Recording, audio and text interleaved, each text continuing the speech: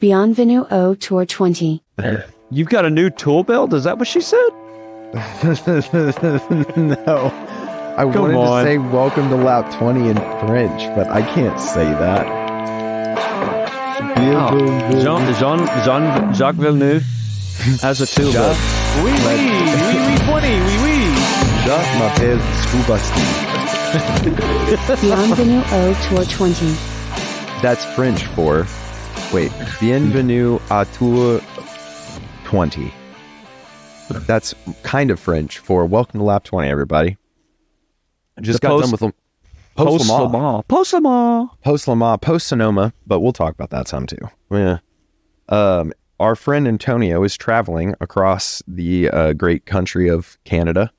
Is he going from Canada to Canada, or is he going from Canada to America? We don't really know where. I don't really know how that works. He said he's skipping time zones, but being he said he was Texas, going to from one state to another state in Canada. I don't know how that works. I don't know. I thought they were provinces, not states. It's Canadian stuff. I don't understand what do they it call either. them in Louisiana? Parishes? That's more French, right? Canada's kind of French. Louisiana has parishes. Yeah, see? Not counties. Yeah, and then Canada's states. Anyway, it's confusing. He's not here. He may pop in if we're lucky. We will see. But we're gonna, the three of us, Mr. Levi, Norman, and yours truly, Dave, are going to do our best to cover Sonoma without our NASCAR buddy. I am probably the least qualified to do that. So, guys, do you want to bring us into Sonoma? Yeah, Sonoma, I love this track, dude. I mean, really, for NASCAR especially, they really have to wheel it around this track. I didn't think it was as bad as like some of the old, I guess, Gen 4 cars, or even before that, man. Like Dale Sr. and stuff used to hop the, I think, did they race there? Norman, did they race at Sonoma back then? I think they did, didn't they? Watkins Glen and Sonoma were the only two road tracks they went to. Yeah, that was the one I remember too, because man, used to back in the day, they would take like half a car on that curb and get some air. And it was like the quickest way around, which I always thought was just like goofy. It didn't seem like it made much sense to me. But it is what they do. These cars wasn't as bad, I don't think. It didn't seem like they were really hopping curves like that. But anyways, fun track. It was a great race. I mean, I say great. It was a good race. It was a good NASCAR race. Any NASCAR race now that is made with no stage breaks is really good in my book. Yeah, absolutely, man. I'm okay with this. I'm okay with them. Yeah, I'm okay with them giving the points to the guys, at certain stages, so that you will fight for those positions. But once it's done, we just keep going. It wasn't a stop in the race for no reason kind of thing. Anyways, love it. So pretty much, I mean, kind of coming and go. Truex showed a really good strength, and then he ended up winning the race for sure. I know Antonio would like me to talk about for sure his boy Blaney getting ran over is I think how he put it, by Mr. McDowell. So with 6 to go, might add 6, 7 to go, something like that. But it's one of them things. Anyways, it seems like it's a thing that's happening now, and Blaney's had some kind of bad luck and this and that. So I'm putting that in there. He's had bad luck all season. He is now in second place. Right? Wait. No. Truex now leads the points with his victory. Right. Yep. Okay, yep. Awesome. And then William Byron, and then Ryan Blaney in third, I think. Yeah, Truex is holding it down for all the dudes with peppered beards out there like myself. So telling you what. And doing it with some Rico Suave style there. I mean, he's getting it done. Looked real dominant. Took off, left the whole everybody behind. But like I said, overall Sonoma, good race, not great. Yeah, pretty much. I mean, that is what it is. I mean, I say we, kind of talking NASCAR. I think we had a NASCAR somewhere other, in another country. I think, yeah. Let me fact check that. Is that right? Wait, what are you talking about? Yes, NASCAR. There was a NASCAR running a race in France this weekend. Yeah, I think that was lasted a better 24 road course. hours. Oh yeah, that Hendricks team. Yeah. I heard about those guys. And that Jensen, what was his last name? Bhutan, maybe? Oh, and Jimmy Janssen? He's got to be.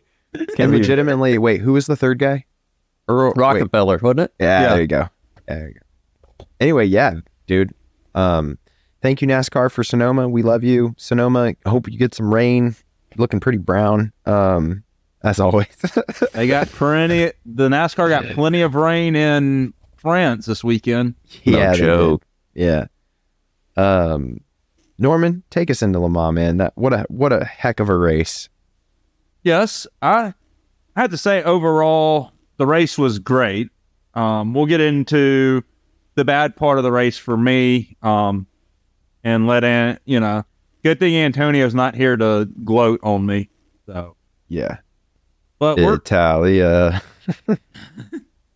We're gonna start off with the Garage 56 Hendricks Chevrolet Camaro that blocked every freaking part of the track because it's so massive and these other cars were so small.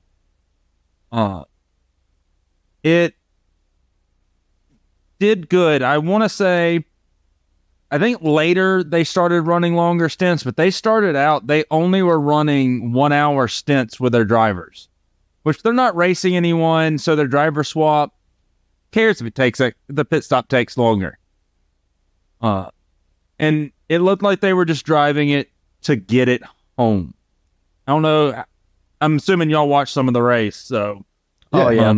Yeah, I didn't get to watch as much as I would like due to work, unfortunately, all weekend and this and that. But when I did tune in, I don't know, when I tuned in, it didn't seem like they were showing it, but the thing was so darn big, and I really liked the blue color, really did pop for some reason. So you'd see it like here, and then you'd see it back there, and it was like, all right, we're still going, and they weren't giving us updates kind of on the whatever telemetry or whatever you want to call it with the placings, that were rotating through for all the GTs and the LMPs and this and that. Yeah. We weren't seeing it because it would have just said Garage 56, one car. I get why they didn't do it, but I just wish they would have, and I'm sure they did do little special touch-ups to it, and I'm sure you can touch more on that. Just the times that I was seeing it, they weren't giving me full updates, which was fine because, man, I'm telling you, that thing was plastered all over my social medias, but I do follow a lot to do with that specifically, so I'm sure that's what it was, but kudos to the social media people out there. Yeah, they did a great job. I had actually, because I figured it wasn't going to get a lot of coverage, on my second monitor, I actually had the number 2 Cadillac on board, and then the Garage 56 on board playing during the whole race. So I could know if they were still running and stuff, which is really good. I'm gonna say the Le Mans coverage, because of the LMDH class, which known in IMSA as GTP, got most of the coverage just because freaking the first 12 hours of that race was cars nose to tail racing each other the whole time. Yeah, absolutely. It was great. Honestly, it was refreshing to see a hypercar class that wasn't boring as hell. Yeah. For once. Yeah. Not for once, but in the last, since Audi and Porsche and all of that drama? I mean, it's been a long time. Like, Toyota has just been stomping heads in Le Mans for a long time. So, but also we haven't had it where it's been this many manufacturers running that close. And they were competitive for the most part. For the most part. Or, I'm looking at you, Peugeot. Yeah, we got to all eat crow because they showed up, and they did. If it wasn't for that middle of the night mistake, they could have won this thing with no wing, by the way. And it was on purpose. It was on purpose. They didn't lose it. They just didn't have one. They didn't show up with one all season. They forgot the wing. I mean, it is a car built for Le Mans. Yes, so and they showed. It showed, yeah. But good luck everywhere else. With your stupid no back wing. Anyway, to get into it, the start. Did y'all get to see the start of the race? Yes, awesome. What do y'all think about Jack Aiken? Don't know about Jack Aiken. I feel for the kid, man. Like, I think he's a great driver, man. I guess that's a tough situation, though. Yeah, it's a tough situation in iRacing. It's a tough situation to watch. It's the anatomy of that. You're talking about the like incident right off the bat, right? The one that they're coming out of the chicane where one chicane was soaking wet. The rest of the track was dry, and he lit up the tires in the wet section and lost control of the car into the wall. Right. Yeah. On cold tires. And he's a great driver. I think I really like Jack Aiken. Got to meet him at 24 Hours of Daytona. Nice. And I think it happens. Unfortunately, no one's perfect, man. And like you said, that track's so big. That's what I was about to say. Is like you can't say that it's raining during Le Mans. Like it might be raining at half the track. Like half of it might be wet. Quarter of it might be wet. It might be sunny on the front stretch and totally pouring on the other side of the track. I mean, same with like the Nürburgring or even Spa. You know, those big tracks. I mean, it's tough to say, and I feel for the kid. I mean, what are you going to do? My question is just to ask y'all, because the announcers were talking about this. They said they should have started the race with that in a slow zone to try to help the guys get warmed up to that section's wet. These are all professionals. That's what I was going to say. Yeah. We can't. Yeah. And we saw how the slow zones worked later on in the race for wrecks. People were missing them and just running over cars. Right. Like, we'll get more into the slow zones, and I thought they were terrible this year. I've never seen slow zones be that bad in this race. But since we're on the topic, the weather made things very interesting because, like Dave was saying, it was raining torrential downpours in one part of the track and the rest of the track's dry, and no one knew if they should be on wets or on slicks. Yeah. And we had... Well, like, you can't go to wets unless it's all the way wet. Like, well, they kept calling these tire, what did they call them? Drying wets is what they ended up calling the tire. What does that even mean? It means like you don't have to have an intermediate tire. So the tire will carry through, will turn itself into an intermediate. I had that in F1 every once in a while when they burn off the intermediates and they turn to slicks. It's just like a shitty tire. It's a real crappy tire we're sending you out there on. Oh, this is one of the. Is that like my Jeep that has that dynamic oil changing system on it? I never have to change oil on it, man. It's crazy. I just add a quart like once a week. It's always at the same level. Oil is always brand new. There's a big oil leak under it, but I don't think that's related. It has a little shadow, and I don't know why. That's funny. Well, that's, I don't know. It's tough to say. I mean, we see it in Formula One too. Like, if there's so much time lost from running an intermediate or wet tire on dry track. If you're listening to this and you haven't seen that play out, it is violent. I mean, it is like 4 seconds a lap. It's crazy how much difference it makes. And like we saw in Monaco with Formula One, which I know they're not the same, but hypercar and Formula One is, I guess that's as like the closest comparison we can make. You know, the drivers would rather run slow on slicks than run full on wets. Like, we saw plenty of that. Drivers running hards when it was raining. It was full raining in Monaco. And drivers were staying on hards because they know the track's going to dry out too, unless it keeps raining. And that what was happening in Le Mans was like kind of, I mean, at least at that moment when Jack Aiken crashed, which is what I'm referring to, is it was just wet, you know? And like Levi said, I don't think you should, they're professionals. You can't bank on the tire, but two, you can't bank on a slow zone at the start of one of the biggest races in the world to try to level the playing field. And it's centenary. Is that said that right? Like we started the race under. If you're gonna start under yellow, start under yellow. That's a different story. But don't give me the first half of this first sector, balls to the wall, and then everyone, okay, no overtaking for a minute. Like that sucks, man. That affects your whole lap. You'll lose 3 seconds. How do you even do that when you're side by side starting the race anyways? How do you start a slow zone? I mean, would you just have to stay side by side? That's almost more dangerous, I think.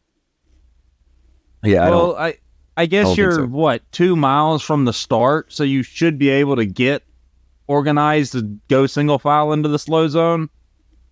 Depends on how big they made it. I'm glad they didn't. Me personally. No, yeah. And I mean, Jack, well, let me put it this way. There were 61 other cars on track, that didn't need a yellow there to make it around. Well, no, you had the LMP2 that went off in the gravel and got stuck too. 61. But that was the same incident? 2 separate incidents in the same chicane. That's what brought what brought out the full course safety car that lasted 35 minutes to start the race. Right. Yes. And I didn't mean to take your thunder there, but anyway, the point is that more than 60 other cars made it around. So no, I don't think they need it. And but it did make it spicy. Mm-hmm. Which is what you need at Le Mans. I mean, honestly, I'm glad it wasn't a boring race. Yeah, I loved it. You got to give Jack the freaking balls and the skill though to drive that car all the way back to pit to keep them in the race. That was crazy, because he hit that wall, and it was like nothing happened. Like he turned and he hit it hard, and he turned that car straight back onto the straight and kept motoring. There was no. I thought that was pretty veteran. Yeah, that was a veteran move. Just like, don't think about it, don't flinch, like keep the car on track, go, get it back around. Like he saved. Well, he didn't save the race, but you know what I mean. He tried. They went 15 laps down and didn't have another issue the rest of the day. And I don't know. Well, with an hour and 45 minutes, they were 11th place. And I don't know if they gained 10th or not. That's pretty dang good out of 16 cars. And you wreck out in the first lap. They finished. What was their official team name? It wasn't Cadillac. No, Action Express. There it is. Yeah, it's 17th. They finished 17th overall. 324 laps. They finished 18 laps in class, down. Though. In class, they finished 11th or 10th in class. So they did get a Peugeot there at the end with an hour and 45 to go. Yeah, and they got them by 4 laps, which is cool. Sorry about that long research update. But no, overall the hypercar class I thought was pretty competitive all the way through the race. I mean, seventh through first were within 10 laps of each other, which for a 24-hour race is pretty good. All things considered, even better, first through fourth were 2 laps away from each other, and first and second were seconds away from each other, which is even better. It was basically, it was like 74 seconds, a minute and 14 seconds, or no, a minute 21 seconds. Yeah, there you go. And the number 2 Cadillac said they would finish on the lead lap. They didn't have to add oil to the car there at the end of the race. Which is very American. Which is an American thing. I think Garage 56 did the same thing all race long. Big horsepower, big oil consumption. Yeah, let's touch on them for a second. 39th overall. They got all the way up to 28. Yeah. And we're leading the GT EM class too. Well, just for a kind of a rewind for a minute, Dave, you're going to love this. My dad was the one that actually talked to me just a little bit earlier, was asking me if I got to watch it. We were kind of chit-chatting over for the podcast. And he said, man, they did it a lot better than they did back in the 70s when NASCAR did this. And I was like, what? Hold up. wait a minute. Rewind. Yeah, so 1976 Le Mans. Actually, NASCAR tried this, and I'm glad. I'm so glad for Norman that Antonio's not here because it was a Ford, and it didn't do so well. it did not do so well at all. So it looks like a.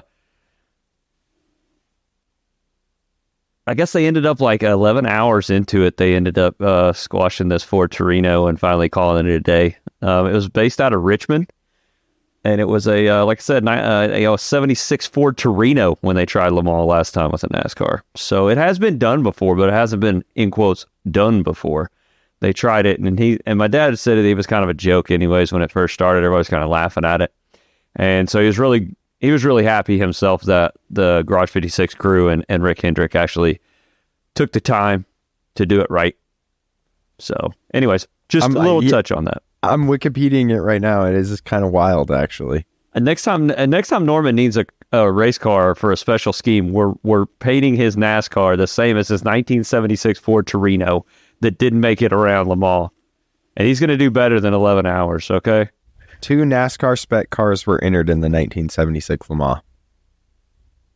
2. Yeah. 2 of them. I only saw about the 1. My bad. There was a Dodge Charger also.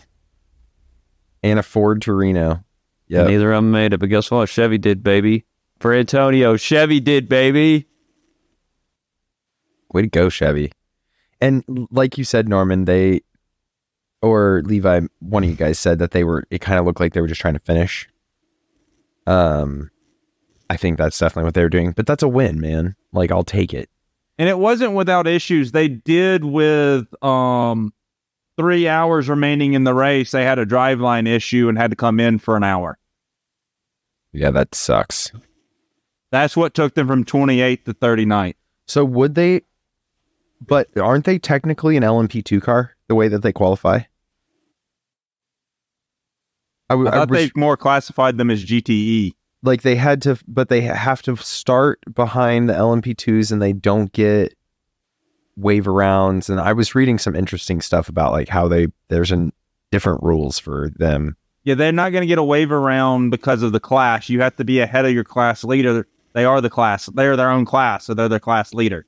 They're never going to get a wave around. So were they supposed to be faster than the GTEs? I don't know if from the start? People knew till last week they were going to be faster. Yeah, that's good. I'm glad you interpreted my question right, because that's what I was trying to ask. Like, this whole time, were they supposed to be faster? Because I don't think they were, right? I don't think people knew what they were going to do till they did it. Which was shocking. I want an interesting discussion. If this car got scanned by iRacing, would y'all buy it? I don't know if I would, just because I don't think there'd be that big of a following, but I don't know, man. I don't know if you could actually put these things in a class by themselves, like a one-off race. There you go. I would probably be like, yeah, sure, I'll do it. Let's do it. Let's get crazy with the cheese whiz. There you I go. would love to see like this car get scanned and do like a Le Mans race and let us go race, this car at Le Mans. I would probably buy it because I just buy everything that they release because I'm just a pleb like that. They got you. I'm just like, oh, I'll buy it. Brazilian stock car? Sure. Yeah. What? I've never even been in the car and I own it. But yeah, I'll buy it. But I wouldn't probably race it unless it was an all spec race. Like it was just fixed those cars at Le Mans, like a special series. Or if like that was I would buy it if that was the shiny new shakedown on week 13. Totally. I would buy it, pay 14 or 12 or 15, whatever it is, to race that car for sure, just during the shiny new shakedown of the Mans. But I don't think I wouldn't buy it and practice it. No way. I'd buy it and put it away.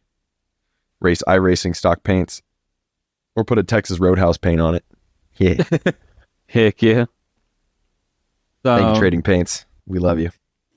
To get back, like we were talking about, the first 12 hours of the race, you had Ferrari started on pole. Toyota passed them in the first lap because they started on the softer tire. I thought it was over. Even though they were on a softer tire, just that thing in the back of your brain was like, oh, game over. And then Cadillac took the lead. Well, I guess Ferrari got the lead back from Toyota. And then some cautions and something happened, and Cadillac came out and started driving away from the field. And you got excited. I did. I was like, oh! And then I can't remember the whole race, but then I remember some things happened. And talk about the dominant car coming out of nowhere. I think Porsche started kind of showing their Oh, I remember how Cadillac got in the lead. They were on their alternate strategy stuff, but they still were driving away from everyone on their alternate strategy.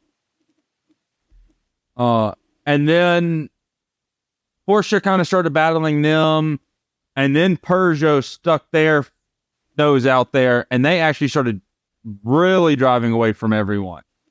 But they led right there at sunset. They just took off. No one had anything for them for like 4 or 5 hours, right?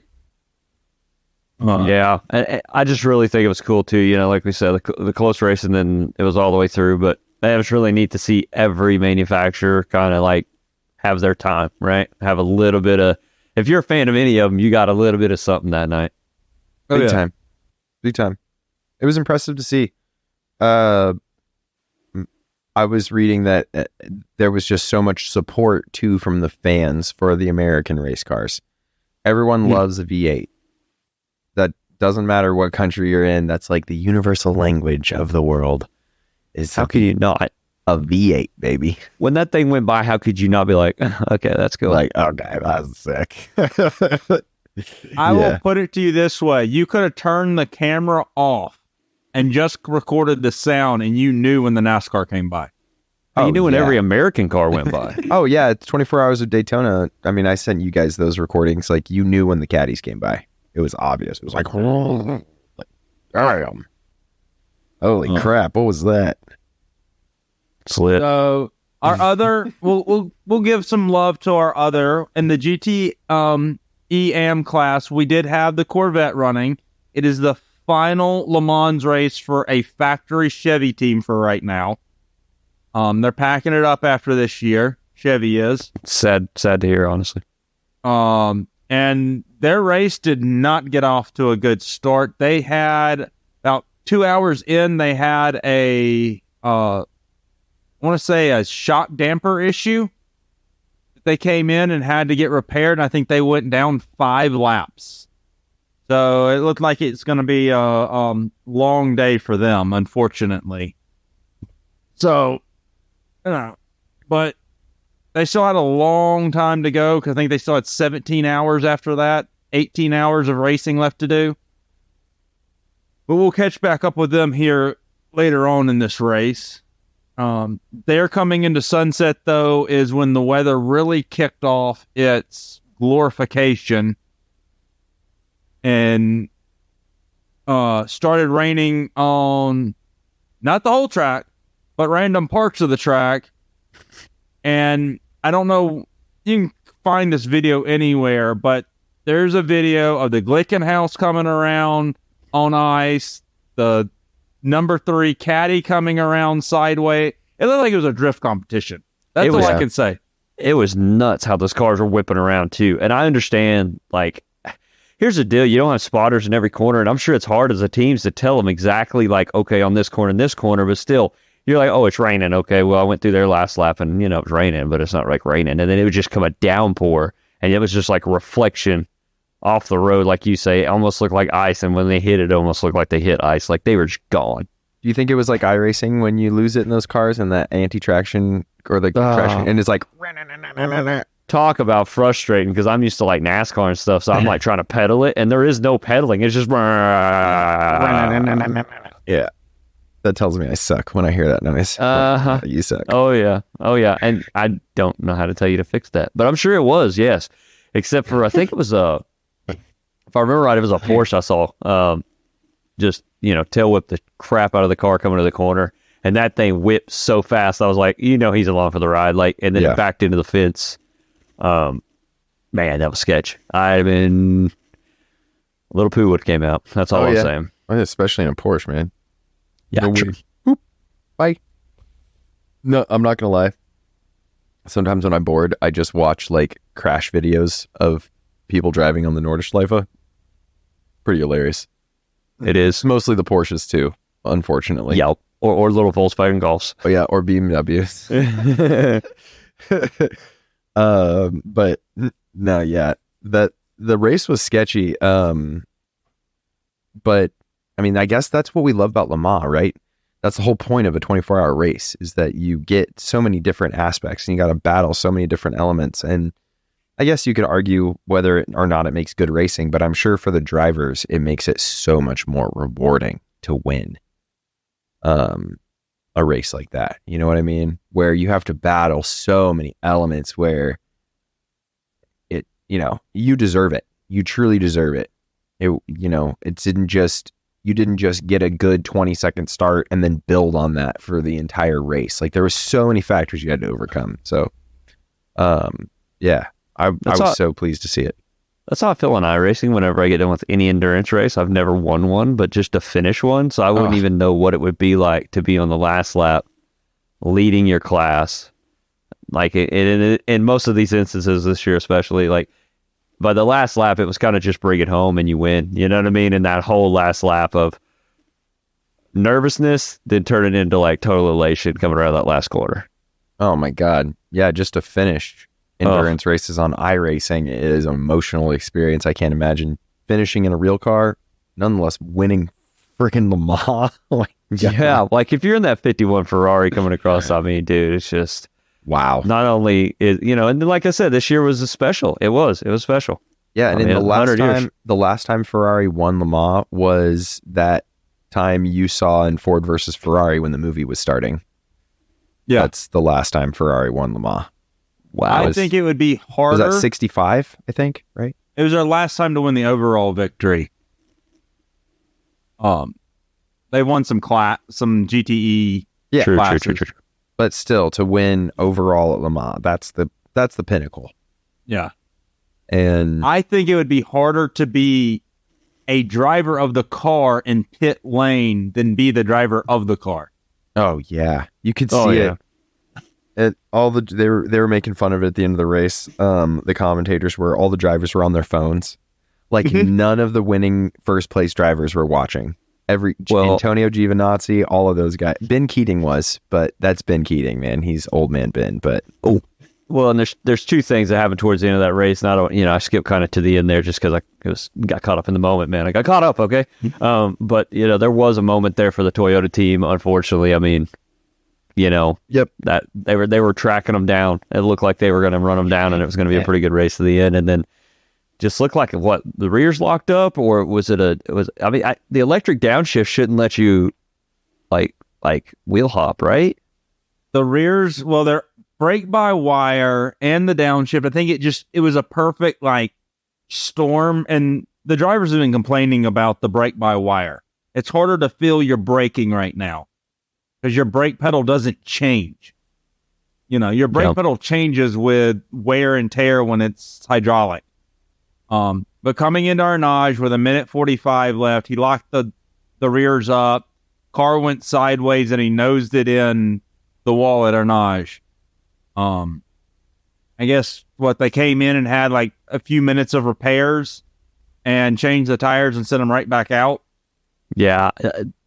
And it just looked like it was so slow to watch him get that car back on track because he was having to do a 2 or 3 turn point turn to get it back straight where he could make the corner and keep going. And I was just it's so rough to watch. It was no, because they had actually had the camera on the dude pretty much, watching him track these guys down, and then he's whoop, nope. And then it's he had to Austin Powers it out of the corner just to get back going. But I was frustrating to watch for me. I'm sure that team was just you couldn't take your eyes off of it. It was a train wreck, man.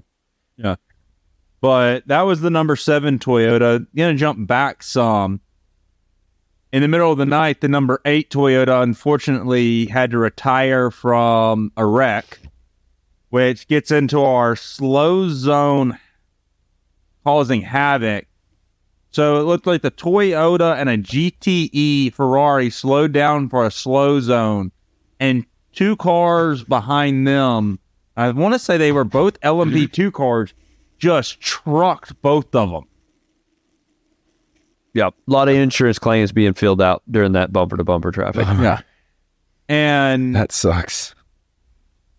my thing is, unfortunately, it sucked for the number 8, because that's the one, I can't even pronounce his name now. Kibayashi, and I just butchered it, was in. Kobayashi.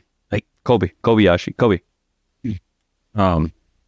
But they, to get back into the slow zone talk, it looked like there was a lot of issues with these. I think drivers were pushing too hard into these slow zones to gain the extra second, because this race was such a sprint race style now. Yeah. And I think they need to do something better to enter a slow zone. Well, that's what I was saying about the start. It's like you can't have these are race car drivers, dude. A tenth is worth everything. Like, if you can slow down slower, then yeah, that's right, then the guy in front of you, you're going to gain some time, Yeah, nothing like slowing down slower for it to be faster. Yeah, you got to slow down, but you got to slow down at a slower pace at which the guy in front of you is slowing down. My brain hurts. Is that right? Is And he you right? will So win. slower down, slower. Because if you slow it down faster, you're going to get slower. Yeah. But if you slow it down Right. slower, you're going to get faster, right? 'Cause Yes. You're decreasing it's like acceleration versus I'll get back to speed. you. I'm going to have to do some. Hold on. Carry the one. Gary, This is slower squared, okay? There's got to be a math formula I can plug this into. Hold on. you remember right. you got to take the derivative of it, though. Ask ChatGPT, it'll figure it out for you. Yeah, right? No, but that's I get what you're saying. I it's get what worth you're a saying. lot. It's worth a lot. I mean, it I on don't think you said TV it correctly. well, it's debatable. It on TV, it doesn't look crazy. Like when you're watching it from chopper view, like it's like, oh, look, that car got a little closer to that car, but like that amount of distance usually takes 5 laps of nose down, perfect apexes, perfect exits, like assuming the guy in front of you is not doing the same thing you are, because at this level, the assumption is all these guys are pretty dang good. I know that there's some amateurs and some gentleman drivers and such, but for the most part, so no, these guys are going to take full advantage of it. And I think the race marshals should know that. Yeah, but I mean, the only thing you can do is like electronically slow the cars down, and I really don't want outside heads in it, and or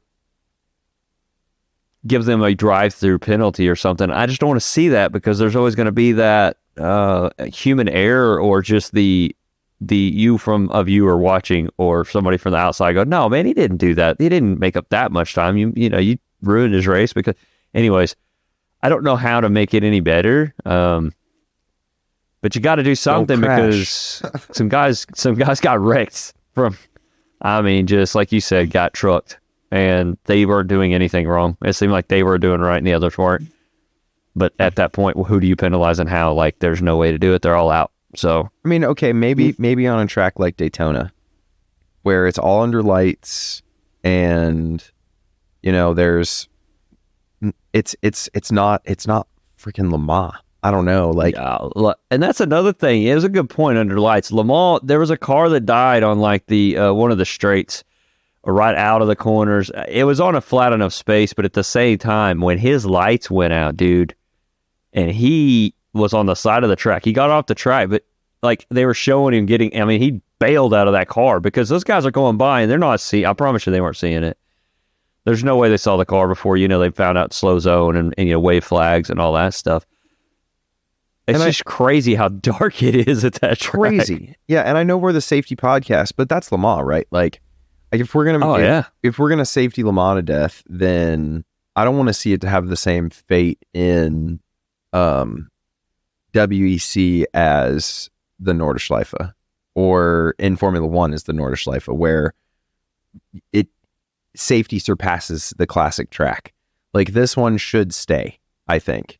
And if it's a little crazy, then maybe it should be an independence race where maybe a sanctioning body like WEC, it's like they do the 24 hours of Nürburgring, and I know that's like a European Le Mans series race, but it's kind of open entry. Like, a lot of drivers that I follow that are independents enter that race.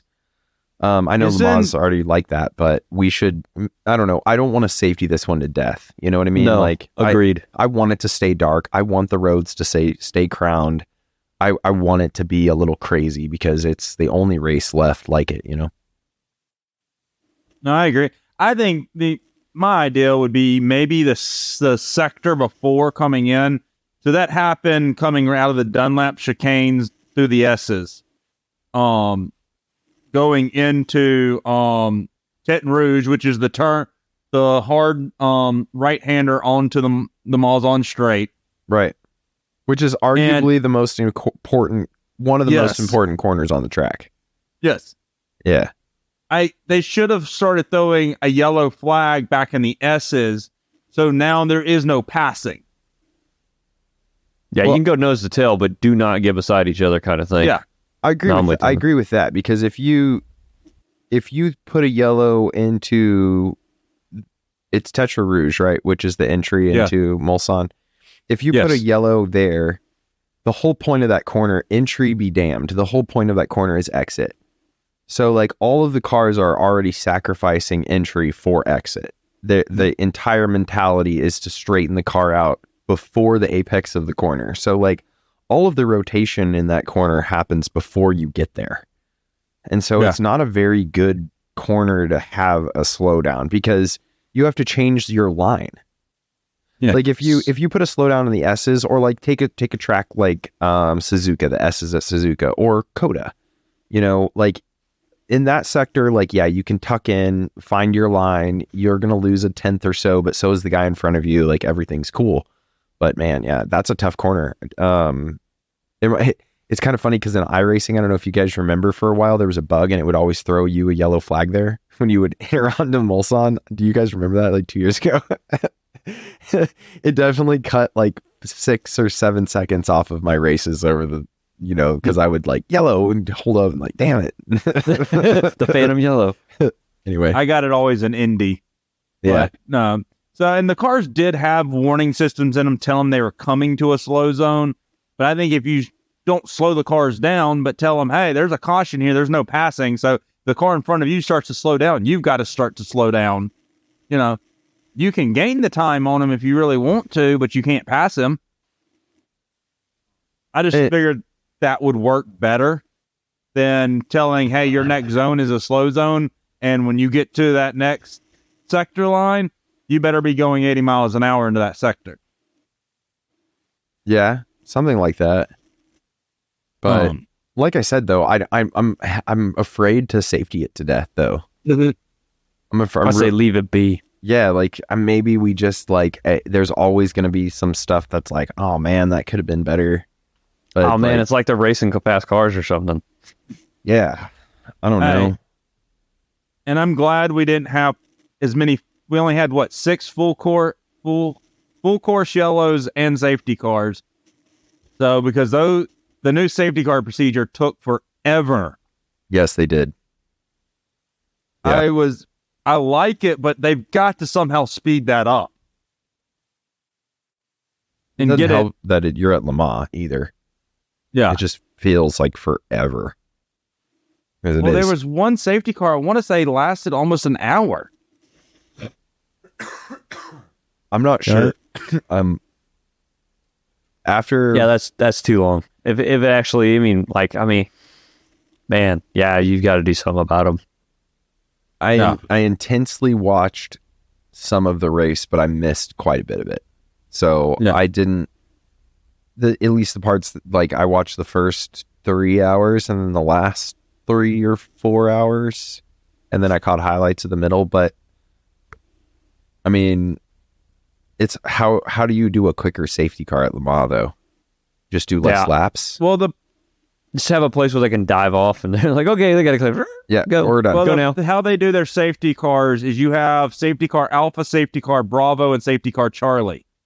So Alpha comes out of the pits, Bravo comes out of the Daytona chicane, which is the first chicane on the straightaway, and then Indy brings out Charlie.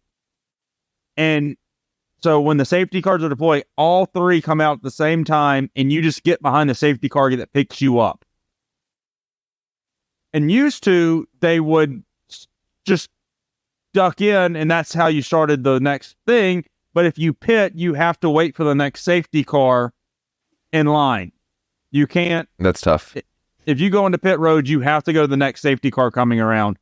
They'll hold you there, which keeps you from being able to pit and gain time on the people that did not pit. Gain that advantage.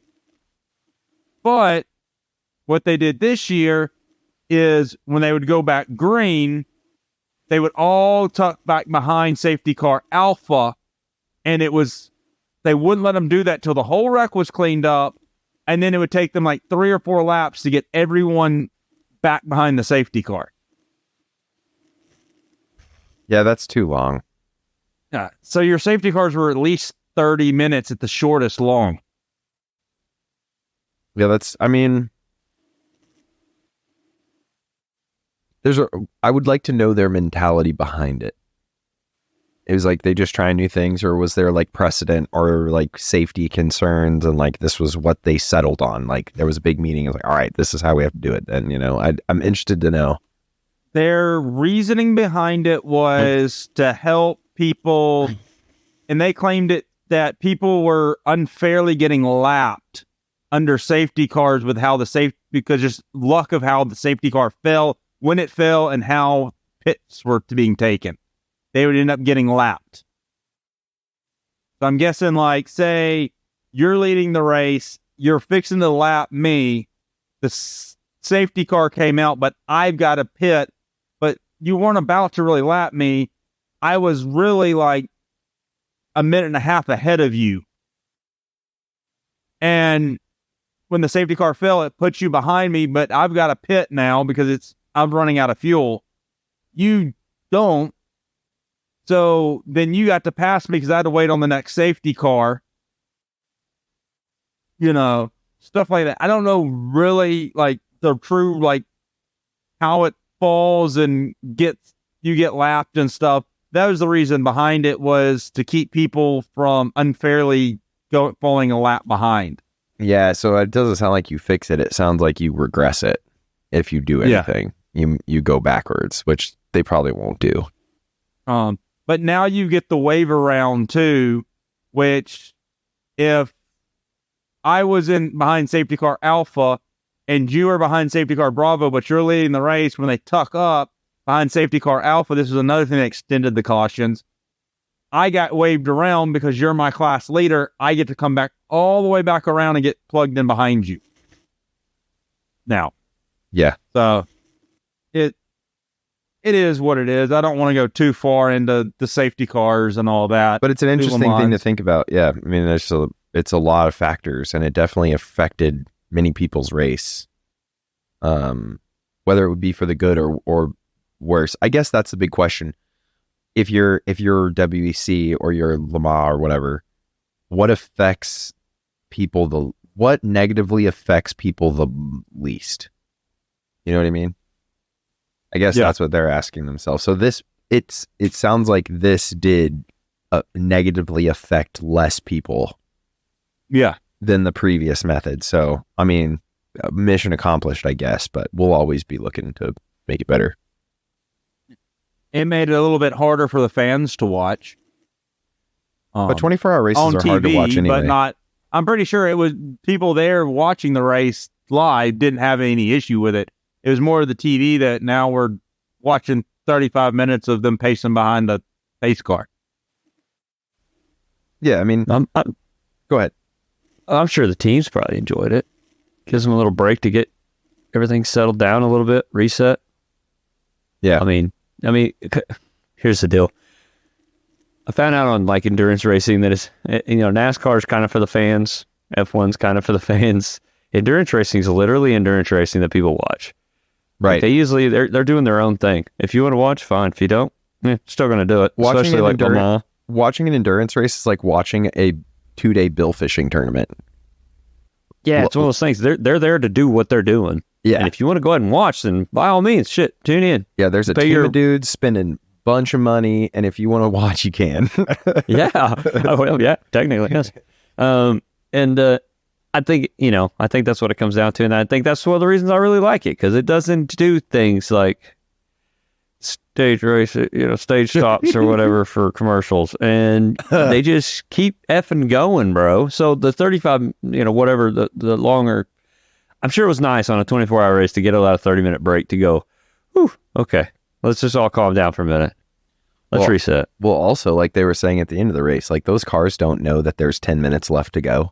So like these 30-minute long low RPM periods, I guess you could look at it 2 ways. Like, one, it took some stress off the cars, temperatures down, but 2, it took some stress off the cars and took temperatures down, which, depending on how the car's made, could be a really bad thing. So, but I'm sure like guys like the NASCAR guys at Hendricks were happy to have it, some time to reset and let their steel brake rotors cool off.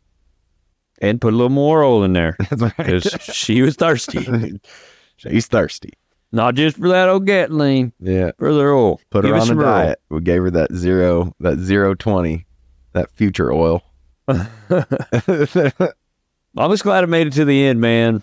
And apparently Ferrari cars didn't really care about the brake. You know what I mean? So they look pretty damn strong. They did have a scare there at the end of the race. We'll get into that here in a second. But as the sun came up over the track, and I don't really know, this is about the time I watched all the way until sunrise and then started napping through the rest of the race. But the dust settled and I didn't realize it, but Corvette had worked their way all the way back from 5 laps down to the lead of the GTM class. Yeah. They're heroes, man. Yeah. They're heroes. I'm a big Ben Keating fan because I'm a Texan. And he's from Victoria, if you didn't know, which is cool. And dude is a legend. And I was so happy to see them pull it off. That was so cool. I think for me, it was what I'm going to remember about this Le Mans, other than Ferrari winning overall, is like, I think 10 years from now, I'll remember that more than even the Hendricks thing, because I think they'll even be back. Yeah. So I wanted to give some love out to the American manufacturer winning the GTM class that does not exist after this year. So they won the last GTM class ever. And actually they won the last GTE ever to win class at Le Mans, because now we're going to the GT3s. So with struggles, they ended up coming back and taking that class. But getting on to Ferrari's final pit stop and the Ferrari moment. The whole Italian, the whole country of Italy holding their breath. And but they... Oh, bro, I was holding my breath. What are you talking about? The car won't start. What do you mean it's a car won't start? Yeah, I like the one guy in the pits that's trying to stay calm, and he was like doing the hand motions like, okay, just go through the reset. But you could see it in his eyes. He's like, start the damn car. Start the car. Start the car, dude. Start the car. It's not funny anymore. Yeah, it was funny. The commentators went silent. There was a good 5 seconds of nothing. It just no way. Oh no. Oh, we and suck then again. They had the camera cut over to the Toyota pit, and all those guys were on the edge of their seat, getting excited. Yeah, that was such an emotional roller coaster for those two teams. Yeah. And then Ferrari did get cranked, and you saw just this whole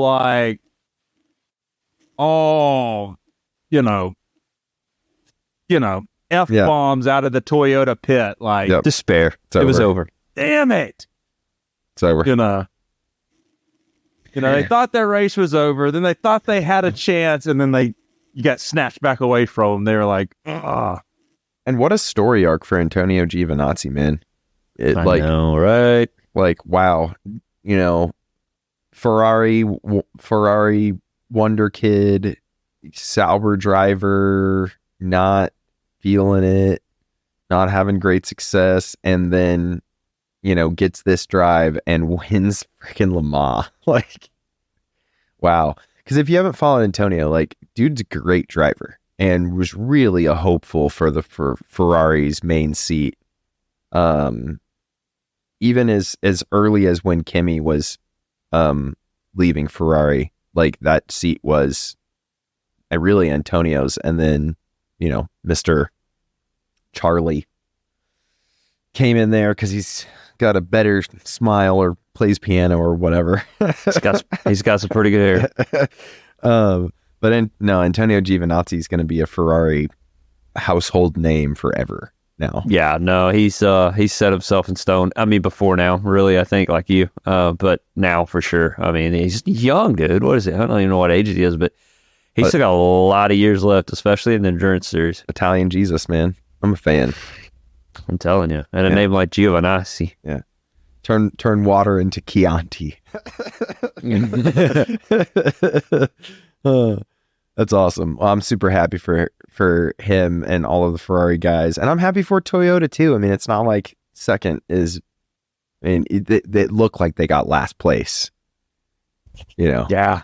Yeah. I mean, well, the domination over the last few years by them has just been crazy. And then Ferrari's like, 100 years, I think I'll take this one. Thank you. And who got third, Norman? That'd be Cadillac. That's right. And they placed fourth, too. Coming across the line together. They weren't on the same lap, though, were they? I don't think so. No. All three caddies came across the line together. That was very, very cool. Very, very cool. All on different laps, but...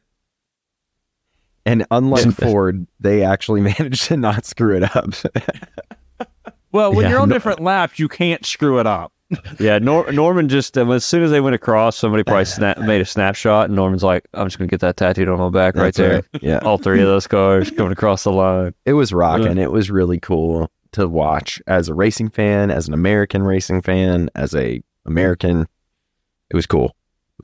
And to give some LMP2 some love, I'm not, I watched it and I kind of followed it, but but the story was, this is the first Polish team. I think they're a full Polish team. Yeah, Europol.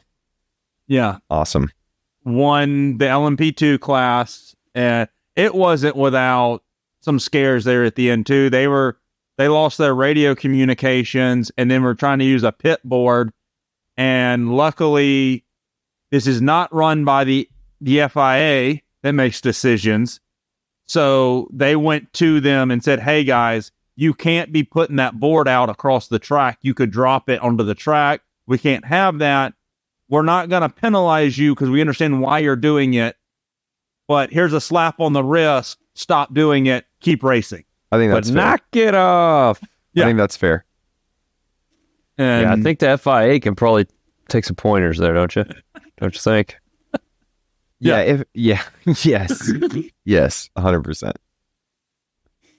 So, but yeah, I think that really wraps that race up. That's a lot that we've talked about. There's a lot. There's a lot that we missed too. Yeah. There was one video I actually seen, and it was like my own personal American, like, this is awesome. It was when, they release, at some point, all the cars get off the track and they release it to the fans to come out. And man, did they ever. I don't know if you've seen some pictures, but like, I think they said there was some 300,000 people there or something. I swear to you, 150 of those were on like the front stretch after they released them to come onto the track. It was a sea of people. But while they're coming onto the track, there's some of them that were running down pit road. Some of them mostly teams at this point because, a lot of people can't get on pit road. But they were running down pit road. Jeff Gordon has his little, Chevy vest on, and he's got his little champagne glass in one hand, and he's just got his phone raised up, videotaping everybody rushing by him. And the funniest thing was, I was thinking, is like, half those dudes don't even know they're running right by Jeff Gordon. Like, they're just running by just a guy with a camera. I was like, but I just thought it was amazing. He was just soaking it in. Oh, and for somebody with Jeff Gordon. Yeah, somebody like Jeff Gordon that's just done so many things in his life, and so many things accomplished. You could tell that he just was like soaking it in, just watching people run by him, like just being there, and it was just a cool little moment. Yeah, I want to experience it so bad. It's a bucket list for me. I'm definitely gonna go one day. Oh yeah. And on that note, talking about that, did you see the hats that the Corvette team was wearing? The most American cowboy hats you could. They have Stetsons on or something? No, they weren't Stetson. They were more of like the... They got beaver Stetson. They got that 10X on. It wasn't full on like cowboy hat, but it was like that, like rolls kind of up on the side a little bit more, skinnier and long. You talking about that taco hat? Ew. You talking about that Tim McGraw hat? that old Dwight Yoakam hat? But I think it had like long horns on it. So, of course it did. Let me see if I can't find a picture. Yeah, we'll try to find a picture and post that in Discord for sure. If it ain't a Robert Duvall out of all the Le Mans we talked about, we're gonna post a picture of cowboy hats. A man in a cowboy hat. America. All right. Well, but anyways, Le Mans was amazing as usual. And it always feels like on that race it takes longer than a year to come around. I don't know why. For me, it's like every time it starts up, I'm like, that seems like a long time ago. Yeah. But and then it comes and it goes, man. But it was a really special one. It felt like not just the centenary, the 100 years. It was just, for America and stuff with as many cars we had in. Like you said, unfortunately, it's the last Corvette factory car? Is that correct? Chevy based. I think is what Norman was saying. But yes. Yeah, and that's sad to see. I really, really, really like watching the American cars go over there and compete. But they'll still be Corvettes, but there just won't be like a works team, so to speak. But yeah, good stuff. Well, we get to see kind of some American cars in kind of a French place this weekend. Formula One at Montreal, Canada. Yes. Get your flannel and your maple syrup out. We're going to Canadian. We're going to Antonio's house, everybody. And is it poutine or is it Putin? Poutine. I guess so, poutine. I don't think it's poutine. I actually don't think it's. Anyways, yeah, the F1 is going. Where's it? Is it Montreal? Montreal, Canada. Oh, yeah, is it Jacques Villeneuve? Jacques Villeneuve.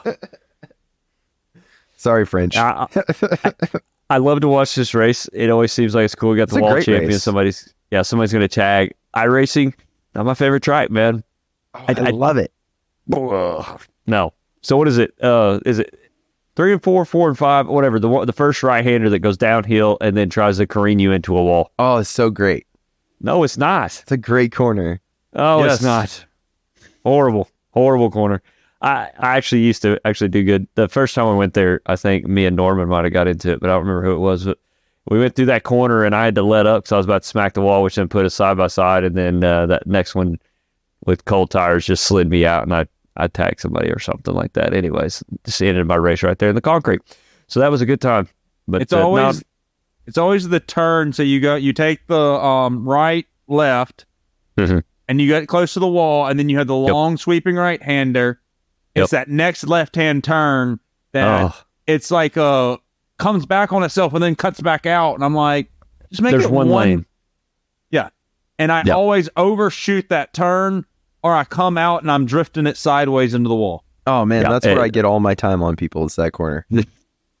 Well, I'm glad you're great, Dave. We're great. I love Montreal. Oh, that's a great track, man.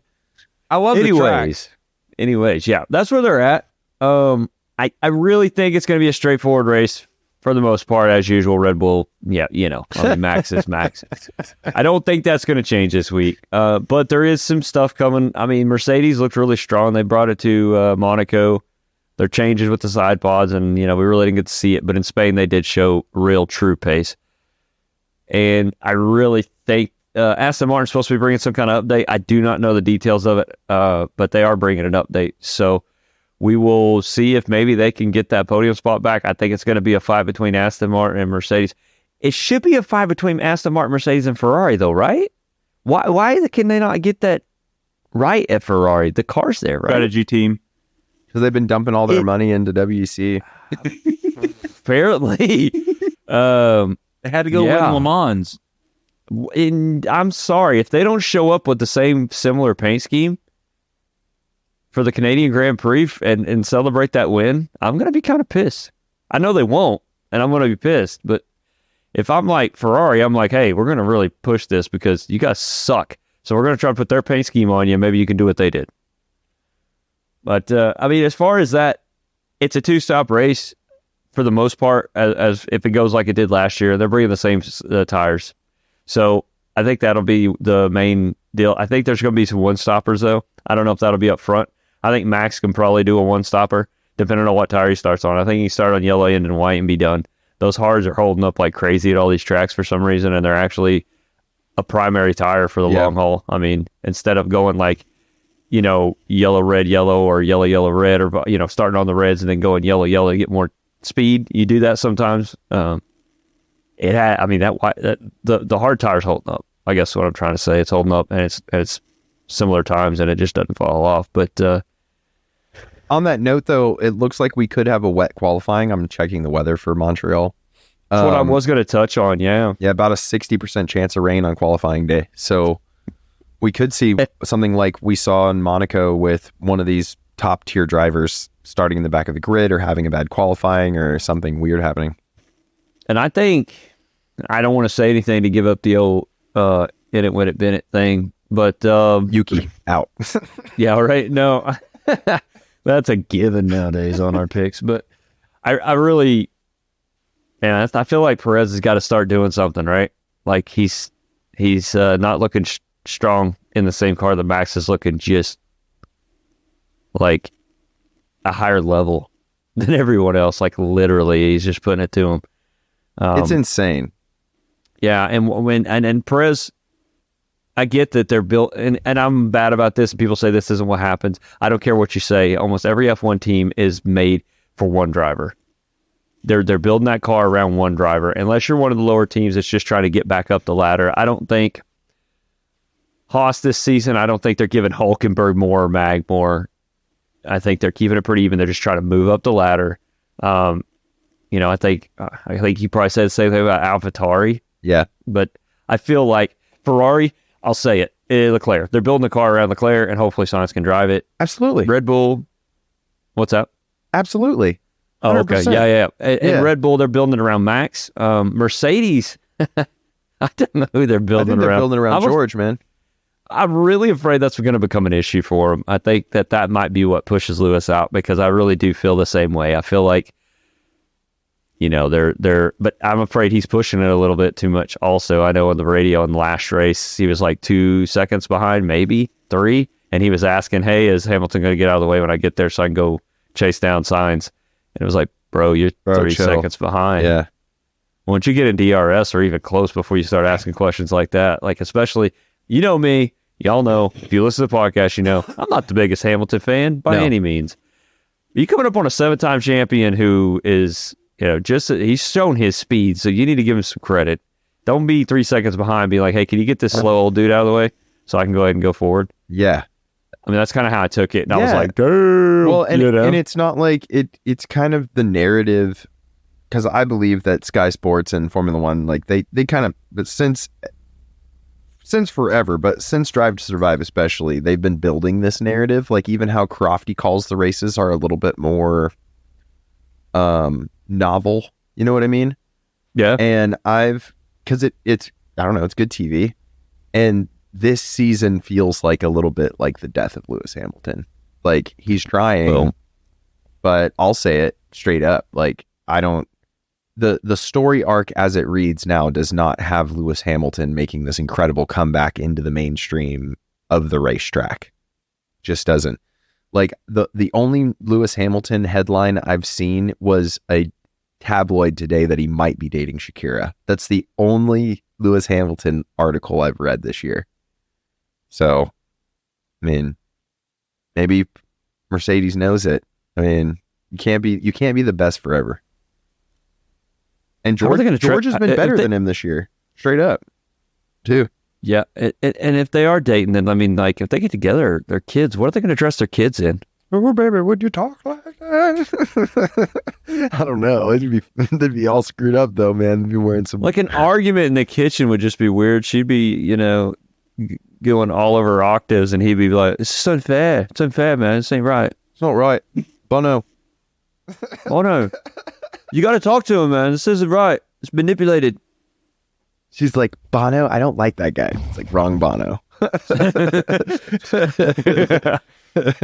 Anyways, enough trashing on Lewis Hamilton and Shakira. Shakira, out of nowhere, sorry about that. I mean, just a shout out to Shakira. That was out of left field, and I don't know why we trashed on you, but we did, and I apologize. What's up, I don't think she's listening to you.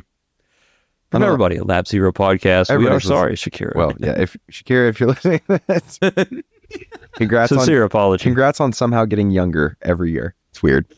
And Lewis Hamilton, I guess. I mean, good catch, I'd say. Yeah. That has weird Illuminati babies written all over it. Doesn't it, though? I wasn't going to go there, but anyways. Well, that's for the other podcast. So,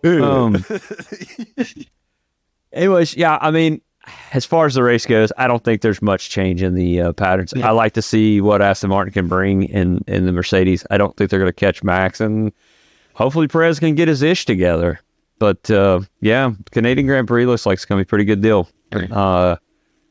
Like I said, rain qualifying could be fun. But besides that, at ease what it is, and we'll have to see what happens this weekend. Yeah. Shout out to Indy, right? Yeah, Indy going to Road America this weekend. Sorry, I've been so backtracked with Le Mans stuff.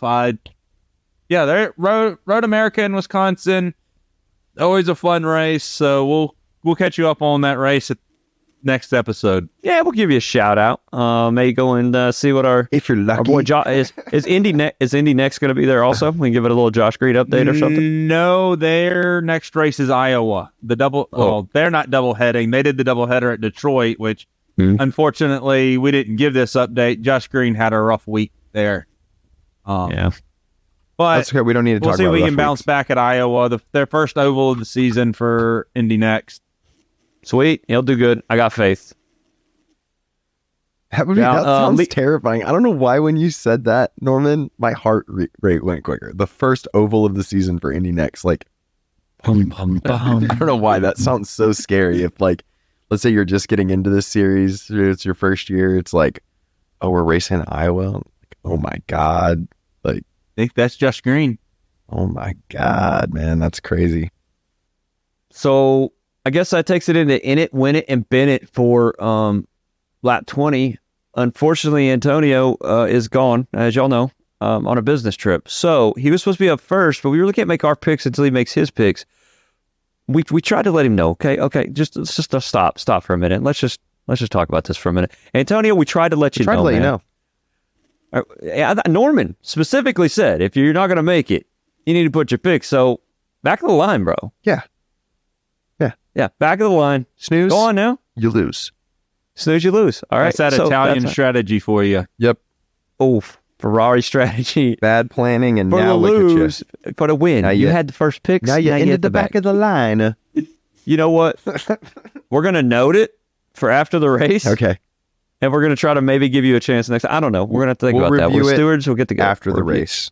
After the race. That's right. So that then brings my man Dave to the front of the line. Oh, man.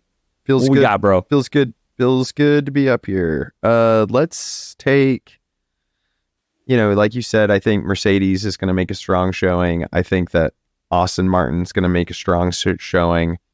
But I just got to keep going with what I keep going with. I really want to see Charles Leclerc on the podium. I know. Antonio was going to say it, but I'm going to take it because it's my time to take it. And Canada could be a good track for Ferrari. And I think that they're on a high from Le Mans. Leclerc was at Le Mans. He got to see how a successful Ferrari garage should feel. He's on a high. He had some pasta. He's ready to go. So Leclerc to win in it. I'll leave you guys to the obvious ones because I already took the obvious winner. Right. But in it, I'll give Lewis some love here. And I know in it's 10th or better, but specifically, I think that Lewis does perform well here. I would really like to see him on the podium, but definitely in the points. And Bennett, I've been trying to go off the wall for this one, and I swear I'm going to get it right eventually. It's going to hit. Let's go. He's been on a solid run lately, but I think we'll see some pink and blue in the air this year, or this race. Let's go with Mr. Esteban Ocon to Bennett. Oh, yeah. Man, that hurts, bro. He's been doing good. I know. Yeah, I get it. No one's perfect, and he does like crashing. If you look at the dude does like crashing his car a little bit. So, Hey, it's like a history, you know. yeah. So yeah, there you go. There you go. So I guess I'm up, Norman. Your last arc, and then so yeah, win it. Of course, I'll let everybody know if you're a first-time listener. We don't do win it completely. We all pretty much know that Red Bull and Max is probably going to win it. So Every time we say it, it sounds so bad.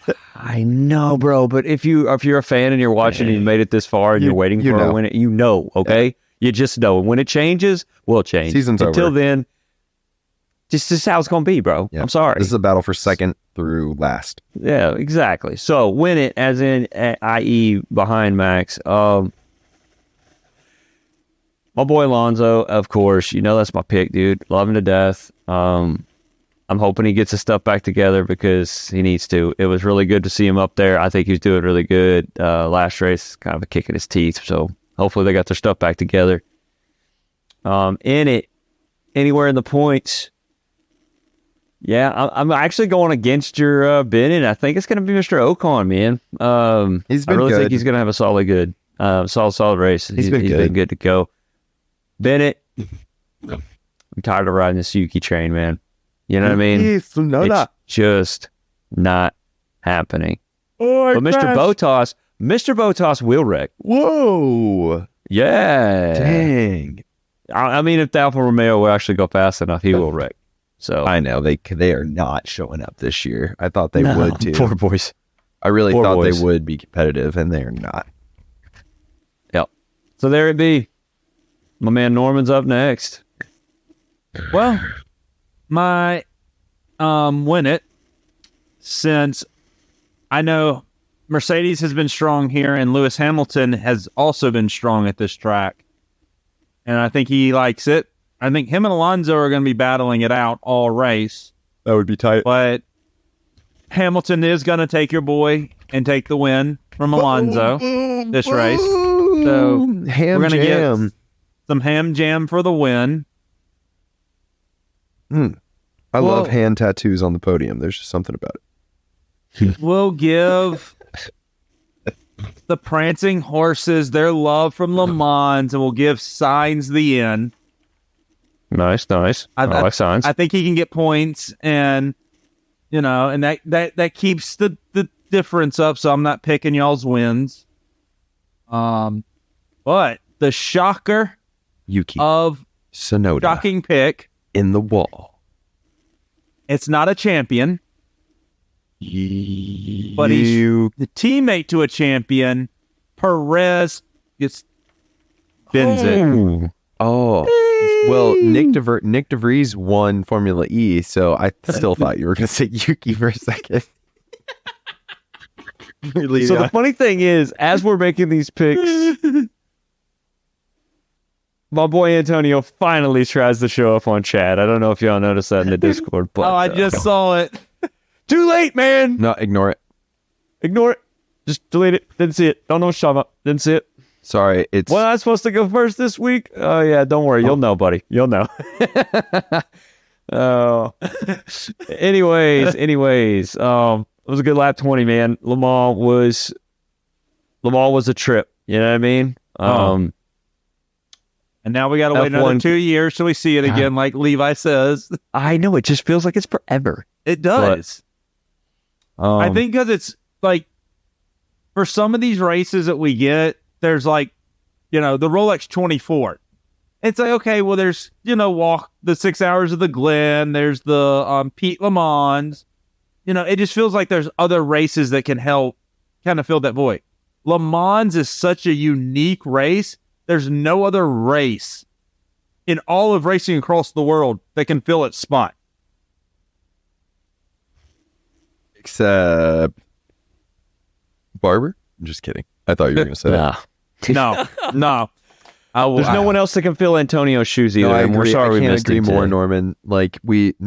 It is such a monumental race. It's the race. If you're going to watch any racing, tune in for the start of the 24 Hours of Le Mans, man. That is like... But wait, can I make a point on that? The start of the 24 Hours of Le Mans? No. Can we get some sort of clinic for celebrity flag wavers? Please. I thought we were going to go all damn episode without not saying this man's... What? Come on, bro. What are we I thought doing? we were going to ignore it too. I was just I want to ignoring ignore it. Why was he even there? No, we're talking about it. We're going to, you know what? We're We won't making it the mention his main name. point. We'll just talk about he can't wave a flag. No, LeBron James. On my podcast. There, I said it. No, I'm just glad that like half the cars didn't go by, What? and then he like fell down and was like, "Oh, I got fouled." yeah. You couldn't even make it to the We whole need a full car court back. safety car. They hit me. Oh. That said with a Spurs fan, just right. Thank you for that. Yeah, no, they got it. I'm cool with celebrities at the track. I'm cool with trying, but if you're gonna let them do the start of Le Mans, can someone just tell LeBron like, "Yo, Bron, do this, man. Like, get excited about it. You got to do figure eights. Don't just fucking hang it out there like a limp. Like a I wet will rag." give him. I will defend him. Tim Cook was the same way at the USGP last year. Homeboy was waving the flag like, what are you doing? I will defend LeBron. He is actually waving a full-on blown French flag. It's not like a green flag. Bro, don't tell me that if you got This to man is start like Le a Mans, linebacker. you wouldn't pull every muscle in your back waving that thing. Dude, But- I'd be, And a I lot would of get times they two don't nosebleeds. do the traditional like wrist style green flag there. They do the big like swooping wave. But That wasn't no Yeah. swooping wave, bro. no, it wasn't. It was like This ain't no swooping wave, man. And you're Nah. right. Why LeBron? I guess maybe it's Doesn't because he have- Tony that's- Parker I was started it thinking it last should year. be Mbappe. Why is it a basketball thing? Is this? Well, Tony What is Parker's the tie? French, and I dug that. When Tony Parker got to start Le Mans, that was like cool. But LeBron James? Why? I thought it should have been Mbappe. Oh. Mbappe! Totally, man. So, I mean, he is in part ownership of a NASCAR team, but that has nothing to do with. LeBron James partly owns a NASCAR team? Yeah, he was. I know he was Fenway Sports Group. He's part of Fenway. Oh. Roush Fenway. LeBron James. Yeah, go ahead, search it up, boys. NASCAR. And the It was back episode in 2021. continues. he was. I just don't know. It's 2021 or 2022. He is a I don't know if he still is. minority owner No, it's of the 2023, Fenway Levi. Sports Group. Yep. You were right. I know I usually don't bring the facts, but yeah, this one time. About You would know LeBron that James, about of course. LeBron Of course, James. yeah, of course it would be. Of course it would be. Wow. All right, we talked about this man enough. All right, and let it Enough, go. LeBron. Enough, LeBron. Flop somewhere else, not here. What are you doing? Yeah, anyway. I think we should, my point was, can we have some sort of clinic, if you're listening, racing people, where it's like, hey man, you're going to wave the flag? Like, do it. Be excited. Act like you want to be there. Yeah. Be excited about it, please. Because there's over 1 million people that would rather do that and probably done a way better job at you. Yeah. You know, like you. Yeah, like I said, I would have like got a double nosebleed waving that flag. Put out a brain aneurysm. Yeah. Oh man. So, He's like, Lap Zero podcast to wave the flag to start Le Mans next Yeah. year? Yeah, we're Let's the show 'em all obvious of us. choice. Be better than LeBron. Yeah, Just saying. yeah. That's the one thing I'm Anyways. better than LeBron at is waving a French flag. And sportsmanship. But, yeah. I'm not. No, gonna, I I was don't- going to there's say no it, but hate here. I'm good. I'm done. We're done. All right, guys, We're it's going to done. wrap up lap 20. Catch us next week for a review of all the races going on this week. It will not be as exciting as the 24 Hours of Le Mans, but we will still have lap 21 next week. We'll see you later. See you. Go Nuggets.